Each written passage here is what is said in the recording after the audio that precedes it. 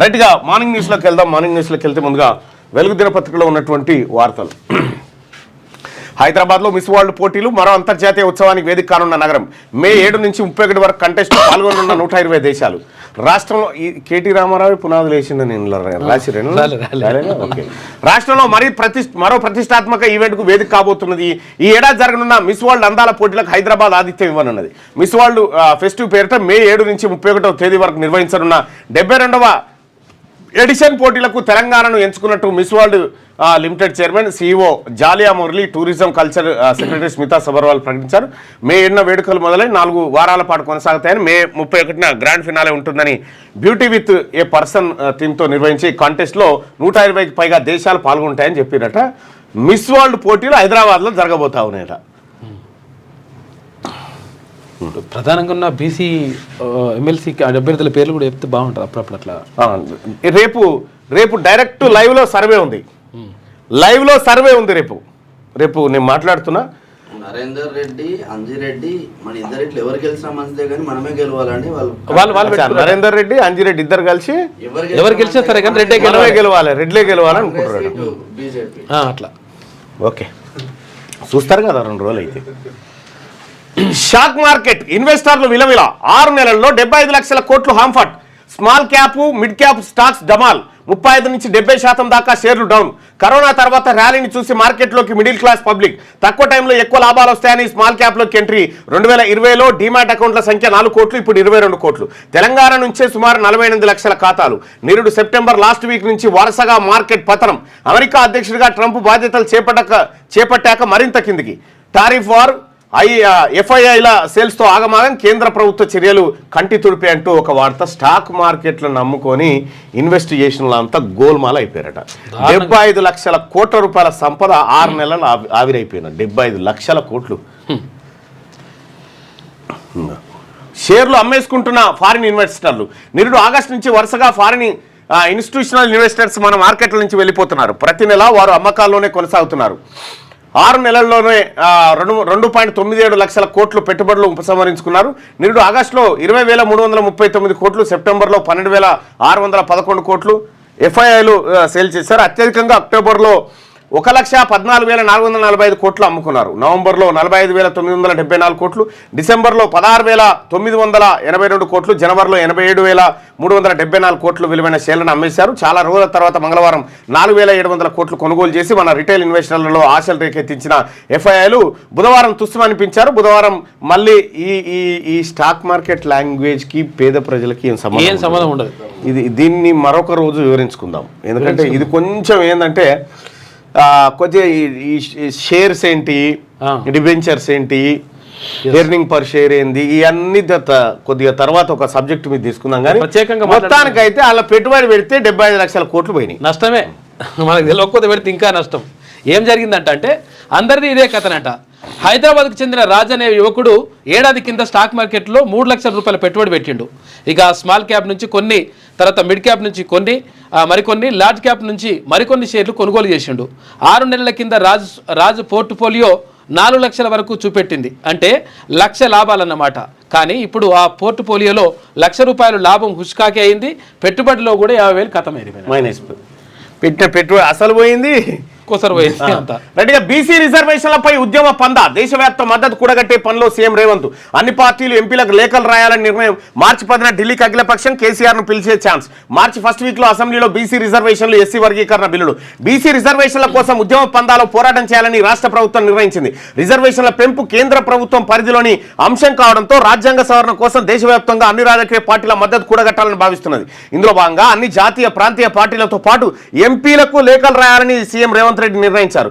రాష్ట్ర ప్రభుత్వం చేయనున్న బీసీ రిజర్వేషన్ల చట్టాన్ని రాజ్యాంగంలోని 9వ షెడ్యూల్లో చేర్చేందుకు సహకరించాలని అందరికీ విజ్ఞప్తి చేయనున్నారు. అవసరమైతే తెలంగాణ ఉద్యమ సమయంలో చేసినట్టు అన్ని పార్టీల నుంచి సమ్మతి లేఖలు తీసుకొని కేంద్ర సర్కార్కు అందించాలని సీఎం భావిస్తున్నట్టుగా తెలుస్తా ఉంది. బీసీ రిజర్వేషన్లపై ఉద్యమ పందా.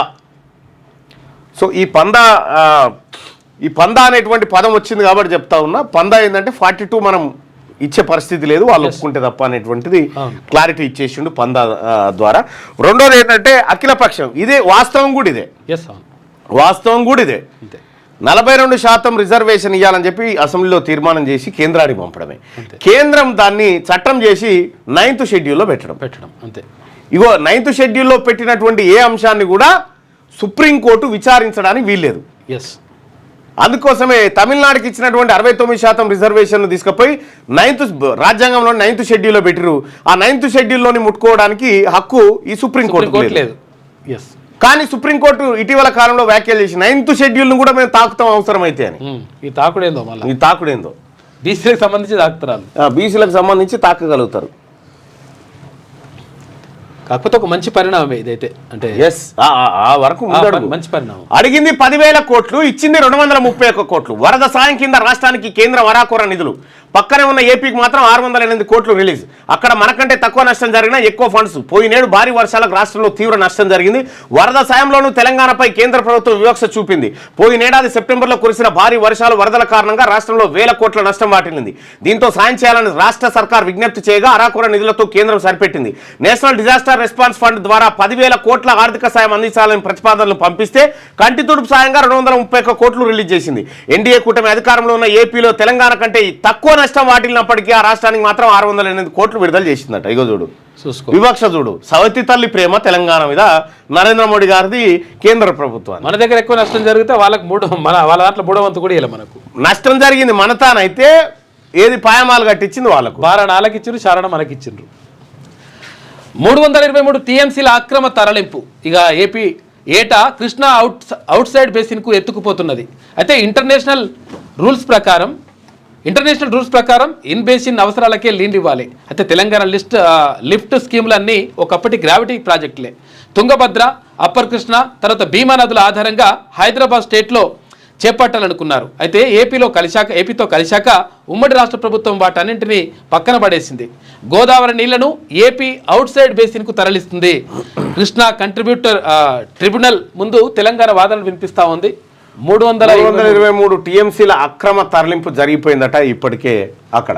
ఇక సిద్ధరామయ్య క్లీన్ చిట్. ఆయనకు వ్యతిరేకంగా ఆధారాలు లేవన్న లోకాయుక్త ముడా స్కామ్ కేసులో కర్ణాటక సీఎంకు రిలీఫ్ దొరికింది. Siddaramaiah clean chit. సిద్ధరామయ్య భార్య కబ్జాలు పెట్టిందని, ఆ ప్లాట్లు మొత్తం తిన్నారని రకరకాల ఆరోపణలు చేసే గవర్నర్ ఎంటర్ అయిపోయి విచారణకు అనుమతిస్తే లోకాయుక్త లేదా ఏట్లేమని చెప్పేసి పక్క పెట్టేసింది కథ. కేసీఆర్ పై కేసు పెట్టిన రాజలింగమూర్తి హత్య. భూపాలపల్లిలో నడి రోడ్డుపై కత్తులతో పొడిచిన దుండగులు అక్కడికక్కడే మృతి. మేడిగడ్డ కుంగుబాటుపై కొన్నాళ్ళుగా రాజలింగమూర్తి పోరాటం. అందులో భాగంగానే కేసీఆర్, హరీష్ సహా అప్పటి ఆఫీసర్లపై కోర్టులో ప్రైవేట్ కేసు ఫైల్. కాళేశ్వరంలోని మేడిగడ్డ బ్యారేజీ కుంగుబాటు విషయంలో మాజీ సీఎం కేసీఆర్, మాజీ మంత్రి హరీష్ రావు, ఇతర అధికారులపై కోర్టులో కేసు వేసిన నాగవెల్లి రాజలింగమూర్తి హత్యకు గురయ్యారు. బుధవారం రాత్రి భూపాలపల్లి పట్టణంలో నడి రోడ్డుపై ఆయన గుర్తు తెలియని వ్యక్తులు దారుణంగా చంపేశారు. కడుపులో, తలపై కత్తులతో పొడిచారు. పేగులు బయటపడి రాజలింగమూర్తి అక్కడికక్కడికే చనిపోయారు. ఇక బీఆర్ఎస్ హయాంలో పీడీ యాక్ట్. భూపాలపల్లి మున్సిపాలిటీలోని రెడ్డి కాలనీలో నివాసం ఉంటున్న రాజలింగమూర్తి భార్య సరళ గత పాలకవర్గంలో బీఆర్ఎస్ తరఫున 15వ వార్డు కౌన్సిలర్గా పోటీ చేసి గెలిచిరట. అప్పుడు పీడీ యాక్ట్ వేసిరట.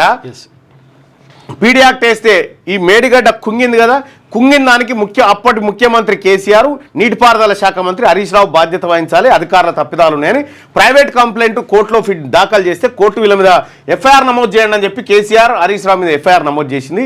ఆ కేసు విచారణ ఏదో రేపు ఉన్నట్టుంది హైకోర్టులో. డైరెక్ట్ గా కేసీఆర్ ని హరీష్ రావుని రావాలని చెప్పేసి కూడా భూపాలపల్లి కోర్టు చెప్పింది, డైరెక్ట్ గా హాజరు కావాలి మీరు అని చెప్పేసి. అయితే విషయం ఏంటంటే వీళ్ళు తప్పించుకోవడానికి మరి కేసీఆర్ కళ్ళల్లో ఆనందం కోసమా? ఎందుకంటే ఈ కార్యక్రమాలు చేయాలంటే హరీష్ రావు తోటి అవుతుంది. హరీష్ రావు క్రిమినల్ మైండ్ కదా, కార్యక్రమాలు ఏమన్నా మరి హరీష్ రావు ఏమన్నా చూసుకుండా ఏందనేది చూడాలి, ఎంక్వైరీ చేయాల్సినట్టు. పొట్టలో పడిచేసి మొత్తం తీసేసి రిజల్ట్స్ ఉన్నాయి కానీ వేయడానికి లేదు మనకు. అయితే ఏపీ నీళ్ల దోపిడీని అడ్డుకోండి, కృష్ణానదిపై టెలిమెట్రీలు పెట్టండి అని చెప్పేసి మంత్రి ఉత్తమ్ కుమార్ రెడ్డి అంటుండు. పాలమూరు, సీతారామ, సమ్మక్క సాగర్కు అనుమతులు ఇవ్వండి, ఎన్డీఎస్ఏ తుది నివేదికను త్వరగా ఇవ్వండి అని చెప్పేసి కేంద్ర మంత్రి సిఆర్ పాటిల్తో భేటీలో డిమాండ్ చేసిండు. అయితే 0 వడ్డీతో 50 ఏళ్ల లోన్లు ఇస్తామని కేంద్రం హామీ ఇచ్చిందంట. త్వరలోనే సీతారామ అనుమతులు, ఎన్డీఎస్ఏ రిపోర్ట్ ఇస్తామని చెప్పి కూడా వెల్లడించింది. మీ ప్రచారం వల్లే పార్టీకి నష్టం, నేతలపై BRS chief KCR serious, parliament ఎన్నికల్లో ఓడిపోగానే పార్టీ పనైపోయిందంటూ ప్రచారం చేశారు. ఆ నిరాశతోనే 10 మంది ఎమ్మెల్యేలు పార్టీ మారారు. ఆ స్థానాల్లో త్వరలోనే ఉప ఎన్నికలు వస్తాయి. చంద్రబాబు మళ్ళీ తెలంగాణలో అడుగు పెట్టాలని చూస్తున్నాడు. నీటి వాటాల్లో రాష్ట్రానికి అన్యాయం జరుగుతున్నా సర్కార్ ఏం చేయలేకపోతున్నదని ఫైరు. ఏప్రిల్ 27న పార్టీ బహిరంగ సభ నిర్వహిస్తామని వెళ్ళి ఏప్రిల్ 27 వాళ్ళ ఆవిర్భావ దినోత్సవం ఖచ్చితంగా పెడతారు. అయితే ఈ మొన్ననే ఏమన్నాడు, ఫిబ్రవరిలోనే 5 లక్షల మందితో సభ అనినా జంపాటే మళ్ళీ ఇన్న పాస్పోర్ట్ కోసం వెళ్ళి మళ్ళీ చెప్పు. ఇక్కడ నేతలపై బీఆర్ఎస్ చీఫ్ కేసీఆర్ సీరియస్. ఎందుకు? పార్లమెంట్ ఎన్నికల్లో ఓడిపోగానే పార్టీ పని అయిపోయిందంటూ ప్రచారం చేసిరట. దాంతో సున్నా రిజల్ట్ వస్తే పని అయిపోయింది అనకపోతే ఏమంటుండొచ్చు? సత్యమే అన్నారు వాళ్ళు, ఎవరో అన్నోళ్ళు కూడా. అంటే ఈయన ఏం చెప్పదలుచుకున్నాడు ప్రతిపక్ష నాయకుడు కేసీఆర్ గారు అంటే, మనం కింద పడ్డాక కూడా కాలు మీదికి లేపి మనమే మీద ఉన్నామని చెప్పాలని చెప్తున్నాడు. నిరాశతో 10 మంది ఎమ్మెల్యేలు పార్టీ నిరాశతో మారిరని ఈయననే చెప్తా ఉన్నాడు. నిరాశ నిస్పృహలతోటి అక్కడ ఉండలేరు కాబట్టి ఇంకెవరన్నా మిగిలిన ఉంటే కూడా మారొచ్చు. ఆ స్థానాల్లో త్వరలోనే ఉప ఎన్నికలు వస్తాయట. ఆ స్థానాల్లో రాకపోతే గజ్వేల్లో చేసి ఒక్కసారి నిరూపించుకో, లేకపోతే అక్కడ సిరిసిల్లలో ఏమను, సిద్దిపేటలో ఏమను. చంద్రబాబు మళ్ళీ తెలంగాణలో అడుగు పెట్టాలని చూస్తున్నాడు. నీటి వాటాలో రాష్ట్రానికి అన్యాయం జరుగుతున్నా సర్కార్ ఏం చేయలేకపోతున్నదని ఫైర్. ఏప్రిల్ 27న పార్టీ బహిరంగ సభ నిర్వహిస్తామని వెల్లడి. ఈ అమెరికా లేదా సింగపూర్ విదేశీ పర్యటన కేసీఆర్, డిప్లొమాటిక్ పాస్పోర్టు సాధారణ పాస్పోర్టుగా మార్పు అంటూ ఒక వార్త. అసలు కథ ఏంటంటే పాస్పోర్ట్ కోసం వచ్చిండు. నిన్నదంతా ఉత్తదే ముచ్చట. పాస్పోర్ట్ కోసమే వస్తే దీని మీద చర్చ జరుగుతుందని ఇక్కడ మళ్ళా పెట్టిండు. అడిగింది 10,000 కోట్లు, ఇచ్చింది 200 కోట్లు. కేంద్రం ఇట్లా ఇసిరి కొడితే బొచ్చబడ్డది. బొచ్చల గట్టిగా. సీఎం రేఖా గుప్తా ఢిల్లీ ముఖ్యమంత్రి పీఠంపై వీడిన ఉత్కంఠ. ఇక తొలిసారి ఎమ్మెల్యేను వరించిన మొట్టమొదటిసారి ఎమ్మెల్యే ఎన్నికైందంట. వరించిన అదృష్టం కలిసి వచ్చిన ఆర్ఎస్ఎస్ ఏబీవీపీ నేపథ్యం. ఇక ఇవాళ రామ్లీలా మైదానంలో ప్రమాణం. హాజరు కానున్న ప్రధాని మోడీ, బీజేపీ, ఎన్డీఏ పాలిత రాష్ట్రాల ముఖ్యమంత్రులు కూడా హాజరవుతారు. ఢిల్లీలో ముఖ్యమంత్రి రేఖా బనియా అంటే యాక్చువల్గా బనియా అంటే ఓబీసీ అంటున్నారు. ఓబీసీ కాదు, ఓబీసీ అని రాస్తున్నారు. రాస్తున్నారు ఈమె గుప్తా ఇప్పుడు ఓబీసీ అని రాస్తున్నారు ఆమెని. ఇక విషయం ఏంటంటే, నీకు కాంశీరామ్ అంటాడుగా, బ్రాహ్మణ బనియా చోడుదో బాకీ బహుజనే అని అంటాడు కదా. అంటాడు కదా. మరి అంటే కేజ్రీవాల్ క్యాస్ట్. అయితే ఇప్పుడు ఈమె గుప్తాని కూడా ఓబీసీ అంటారు ఇప్పుడు. ఏమో మరి చూద్దాం. 1 నుంచి 5 వరకు ప్రత్యేక అసెంబ్లీ, ఎస్సీ వర్గీకరణ, బీసీల రిజర్వేషన్లపై 3 బిల్లులు. సభలో చర్చ నిర్వహించి బిల్లులకు చట్టబద్ధత. మార్చి 10 నుంచి పార్లమెంట్ సమావేశాలు. అదే రోజు ఢిల్లీకి వెళ్లనున్న ముఖ్యమంత్రి రేవంత్. బీసీ రిజర్వేషన్లకు మద్దతు ఇవ్వాలని కేంద్రానికి వినతి. కేంద్రం ఆమోదం తెలపకపోతే పోరాటం. అఖిలపక్ష నేతల్ని ఢిల్లీ తీసుకెళ్లే యోచన. అన్ని పార్టీలకు త్వరలో సీఎం లేఖలు. మార్చి 3వ వారంలో బడ్జెట్ సమావేశాలు నిర్వహించబోతా ఉన్నారు. 1 నుంచి 5 వరకు ప్రత్యేక అసెంబ్లీ సమావేశాలు నిర్వహించి, ఇంకా దీంట్లో మరి ఇది పుట్టుకున్న నిజం అనుకున్నారు. క్వశ్చన్ మార్కు ఇది. ఆశ్చర్యం రెండు ఉన్నాయి. ఇది చాలా ఇంపార్టెంట్. ఉంటే ఉండొచ్చు, లేకపోతే లేదు. నేనైతే రాసిన వార్త అంతే. అట్లా అన్నట్టు.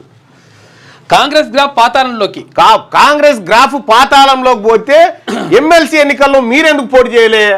పాతాళంలో పార్టీ బాగా లేచింది కదా, ఇట్లా పైకి బాగా లేచింది కదా పైకి మొత్తం పార్టీ. 6 నెలల్లో మాట్లాడుతుంది.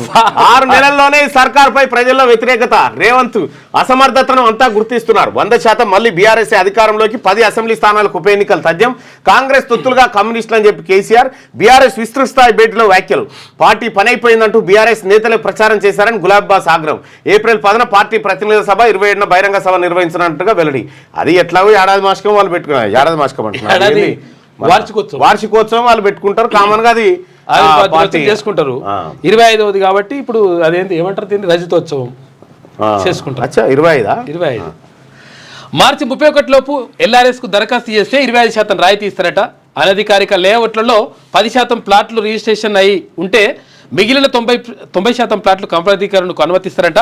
దరఖాస్తుల పరిష్కారంపై ఇక రోజువారీ సమీక్ష ప్రక్రియ వేగవంతం. డిప్యూటీ సీఎం భట్టి అధ్యక్షతన జరిగిన మంత్రుల సమీక్షలో నిర్ణయం. ఎల్ఆర్ఎస్ కు 25% ఇస్తారట. అదనపు రుణం 1474 కోట్లు. అంచనా కంటే ఎక్కువగా అప్పు తీసుకున్న రాష్ట్ర ప్రభుత్వం. బడ్జెట్ అంచనాల్లో మార్కెట్ రుణాలు 57,112 కోట్లు. ఇక జనవరి నాటికి తీసుకున్న రుణం 58,586 కోట్లు. ఇక రాష్ట్ర రాబడులు 1,83,427 కోట్లు. వ్యయం 1,78,947 కోట్లు. జనవరి నివేదిక విడుదల చేసిందట. నాతో వాదనలా మోదీ చెప్పినా నేను వినలేదు. మీరెంత సుంకం విధిస్తే మేము అంతే వేస్తామని ఆయనకే గట్టిగా చెప్పారు. భారత్కు ఎటువంటి మినహాయింపు ఉండదని స్పష్టం చేశా. ఇకపై అన్ని దేశాలతో ఇలాగే వ్యవహరిస్తాం, ఇట్లాగైతేనే దారికొస్తాయి. భారత్లో బోలెడంత డబ్బు, ఆ దేశంలో ఓటింగ్కు మనం డబ్బులు ఎందుకు ఇవ్వాలి? భారీ పన్నులు మన సార్ పోయి చెప్పొచ్చినట్టున్నాడు మోడీ గారు. ఏ మాతాన్ని అడగోలుగా పైసలు అప్పుడు కేసీఆర్ రాష్ట్రం అన్నట్టు. భారత్లో బోలెడంత డబ్బు, ఆ దేశంలో ఓటింగ్కు మనం డబ్బులు ఎందుకు ఇవ్వాలి? భారీ పన్నులు విధించే భారత్లో టెస్లా ఫ్యాక్టరీ పెడితే అమెరికాకు అన్యాయమే. ఫ్యాక్స్ ఇంటర్వ్యూలో ట్రంప్ వ్యాఖ్యలు. భారత్ ఫార్మాకు ట్రంప్ సుంకాల ముప్పు, ఔషధాలపై కనీసం 20% టారిఫ్ వేయబోతా ఉన్నారట. నిక్కచ్చిగా చెప్తా ఉన్నాడు, డైరెక్ట్ చెప్పేస్తుంది, ఏం లేదా. డుమ్మా డాక్టర్ల చెక్కు. ఇకపై 1869 ఆసుపత్రుల్లో బయోమెట్రిక్ హాజరు. డిహెచ్, టీవీవీపీ, ఆయుష్ ఆసుపత్రుల్లో అమలు. కాంట్రాక్ట్ అవుట్ సోర్సింగ్ ఉద్యోగులకు కూడా బయోమెట్రిక్ పెడతా ఉన్నారట. మంచి పరిణామం ఇది. మాకు కూడా పెట్టాలి. ప్రతి ఎమ్మెల్యేకు, ఎమ్మెల్సీకి, మంత్రులకు, ముఖ్యమంత్రి అందరికి బయోమెట్రిక్ ఉండాలి. ప్రభుత్వ జీతకాలమే కదా. ఈ మండలంలో ఈ ఊర్లో ఇట్లా పోయి ఏ ఊర్లోకి ఆ ఊర్లో ఉండాలి, పోయి ఈ ఊర్లో పెట్టొచ్చు ఇవాళ. అట్లా పౌల్ట్రీ రంగం పల్టీ. బర్డ్ ఫ్లూతో పడిపోయిన చికెన్ గుడ్ల అమ్మకాలు. దిక్కుతోచని స్థితిలో పౌల్ట్రీ రైతులు. నెలలో 500 కోట్లకు పైగా నష్టం. దళారులు మాత్రం లాభాల్లోనే. కోడి కిలో 90 కొని, చికెన్ 160కి. గుడ్డు $3.50 కొని $6 విక్రయం. అమెరికాలో గుడ్ల కొరత. డజన్ గుడ్లు $6.5. దుకాణాల ముందు బారులు తీరుతున్న జనం. పెన్సిల్వేనియాలో 1,00,000 గుడ్ల దోపిడీ జరిగిందట. వనపర్తి జిల్లాలో 4,000 కోళ్లు మృతి. బర్డ్ ఫ్లూ కాదు, కొక్కెర వ్యాధి కావచ్చు. వనపర్తి పశుసంవర్ధక అధికారి వెంకటేశ్వర రెడ్డి. 16,000 మెగావాట్లు దాటిన విద్యుత్ డిమాండ్. రాష్ట్ర ఏర్పాటు తర్వాత ఇదే అత్యధికం అంటూ ఒక వార్త. 16,000 మెగావాట్లు. గట్టిగా మనం 11,000, 11,500 వాడేది. మన సామర్థ్యం 17,500. సామాజిక కార్యకర్త దారుణ హత్య. రాత్రి ద్విచక్ర వాహనంపై ఇంటికి వెళ్తుండగా ఘటన. భూపాలపల్లిలో దారుణం. దాడిలో 5-6 దుండగులు. మేడిగడ్డ కుంగిన ఘటనపై కేసీఆర్ హరీష్పై గతంలో జిల్లా కోర్టులో పిటిషన్ వేసిన రాజలింగమూర్తి పలు భూ ఆక్రమణలపైన కేసులు కూడా వేసిందట. రాజలింగమూర్తిని ఖతం చేసిరు చూసుకోలేక. సో దీంట్లో ఎవరెవరు ఉన్నారు ఇంకా తానే జర తేలాల్సినటువంటి అంశం. రైట్గా బీసీ అధికారులే టార్గెట్. వారి లక్ష్యంగానే ఏసీబీ రైట్స్. చిన్న స్థాయి ఉద్యోగి నుంచి పెద్ద ఆఫీసర్ల వరకు ఇదే పరిస్థితి. అతి కొద్ది మంది మాత్రమే ఏసీబీకి చిక్కుతున్న అగ్రవర్ణ అధికారులు. ఒకవేళ వారు దొరికినా రాజకీయ అండతో కేసుల నుంచి బయటపడుతున్న వైనం. బీసీ ఆఫీసర్లు మాత్రం ఏసీబీ కేసులో చిక్కుకొని విలువిలా. ప్రభుత్వ కార్యాలయాల్లో ప్రధానంగా బీసీ ఉద్యోగులే ఏసీబీ ట్రాప్ను గురవుతున్నారు. బీసీ ఎంప్లాయీసే లక్ష్యంగా గత కొన్నాళ్లుగా ఏసీబీ దాడులు చేస్తుందనే అనుమానం పెరుగుతోంది. రాష్ట్ర వ్యాప్తంగా దాదాపు ఇవే పరిస్థితులు ఎక్కువగా కనిపిస్తున్నాయి. గత 2 నెలలుగా అవినీతి నిరోధక శాఖ అధికారులు జరిపిన దాడులు తీరును చూస్తే ఇదే విషయం అర్థమవుతుంది. తెలంగాణలోని అన్ని జిల్లాల్లో ఇదే సిచ్యువేషన్ ప్రధానంగా కనిపిస్తోంది. చిన్న స్థాయి ప్రభుత్వ అధికారి నుంచి పెద్ద ఆఫీసర్ల వరకు అవినీతి లంచాల ఆరోపణ కేసులో చిక్కుంటారు. ఒకవేళ ఎక్కడైనా అగ్రవర్ణ సామాజిక వర్గాలకు చెందిన అధికారులు పొరపాటున ఏసీబీకి చిక్కినా అవి 1-2 ఘటనలు మాత్రమే ఉంటున్నాయి. అలా అవినీతి నిరోధక శాఖ చేతికి చిక్కిన వారు సైతం వారికి గల పలుకుబడి, రాజకీయ అండదండలతో సునాయాసంగా బయటపడుతున్నారు. ఉమ్మడి ఆదిలాబాద్ జిల్లాలో పెద్ద ఎత్తున బీసీలను ఏసీబీ కొన్నాళ్లుగా ట్రాప్ చేసింది. నిర్మల్ జిల్లాలోని ఓ పట్టణ మున్సిపల్ కార్యాలయంలో రెవెన్యూ అధికారిగా పనిచేస్తున్న ఓ బీసీ అధికారి ఏసీబీకి చిక్కారు. రెవెన్యూ అసెస్మెంట్ విషయంలో సదరు ఆఫీసర్ 10,000 లంచం పుచ్చుకున్నారని అవినీతి నిరోధక శాఖ అధికారులు పట్టుకున్నారు. అయితే అదే కార్యాలయంలో నిత్యం అవినీతి కార్యక్రమాల్లో నిమగ్నమైన అధికారుల వ్యవహారం మాత్రం ఏసీబీ దృష్టికి రాకపోవడం గమనార్హం. ఇక ఇదే జిల్లాలో మున్సిపల్ కార్యాలయం లిమిట్స్ లో బిల్ కలెక్టర్ గా పనిచేస్తున్న ఓ ఎస్టీ బిడ్డను ఏసీబీ ట్రాప్ చేసింది. ఎట్లున్నదో అయితే సదర్ బిల్ కలెక్టర్ తీసుకున్న లంచాలు ఎవరికి ముడుతున్నాయనే దానిపై మాత్రం ఏసీబీ అధికారులు నజర్ పెట్టలేకపోయారనే విమర్శలు వచ్చాయి. అలాగే ఇదే జిల్లాలో రెవెన్యూ ఇన్స్పెక్టర్ గా చేసిన ఓ ముస్లిం అధికారిని అవినీతి నిరోధక శాఖ లంచం ఆరోపణలపై పట్టుకుంది. కలెక్టర్ కార్యాలయంలో సర్వే విభాగంలో పనిచేసే ఓ బీసీ సామాజిక వర్గానికి చెందిన సెక్షన్ అధికారిపై కూడా ఏసీబీ అధికారులు రైడ్ చేసి పట్టుకున్నారు. అంత పెద్ద కలెక్టరేట్ లో మొత్తం కేవలం బీసీ అధికారే టార్గెట్ కావడం ఆ ఆఫీస్ వర్గాలనే విస్మయం కలిగిస్తుంది. ఉమ్మడి ఖమ్మం జిల్లా ఇల్లందు నియోజకవర్గం గురుకుల పాఠశాలలో ప్రిన్సిపల్ గా పనిచేస్తున్న బీసీ సామాజిక వర్గానికి చెందిన వ్యక్తిని 2,000 లంచంగా తీసుకున్నారనే ఆరోపణలపై ఏసీబీ పట్టుకుంది. పాలేరు నియోజకవర్గం తిరుమలాయపాలెం గ్రామ దీపికగా ఉద్యోగం చేస్తున్న బీసీ మహిళా ఆఫీసర్ను కూడా కొన్నాళ్ల క్రితం ఏసీబీ ట్రాప్ చేసింది. మరోవైపు 2 రోజుల క్రితమే ఉమ్మడి పాలమూరు జిల్లాలోని ఓ బీసీ సామాజిక వర్గానికి చెందిన సిఐ ఏసీబీకి చిక్కారు. సిఐతో పాటు 2 కానిస్టేబుల్ సైతం ఏసీబీ పట్టుకుంది. అలాగే ఖమ్మం జిల్లాలో 2 బడుగు బిడ్డలు ఫారెస్ట్ అధికారులను అవినీతి నిరోధక శాఖ అధికారులు ట్రాప్ చేశారు. ఉమ్మడి పాలమూరు జిల్లాలో ఓ ఎస్టీ బిడ్డను కొన్నాళ్ల క్రితం ఏసీబీ ట్రాప్ చేసింది. ఇదే జిల్లాలో ఓ డిప్యూటీ తహసీల్దార్ను కూడా అవినీతి నిరోధక శాఖ పట్టుకుంది. అలాగే ఇదే జిల్లాలో ఓ బీసీ ఎస్ఐని ఏసీబీ ట్రాప్ చేసింది. మక్తల్లో ఓ బీసీ సర్వేయర్ ఇటీవల ఏసీబీకి చిక్కారు.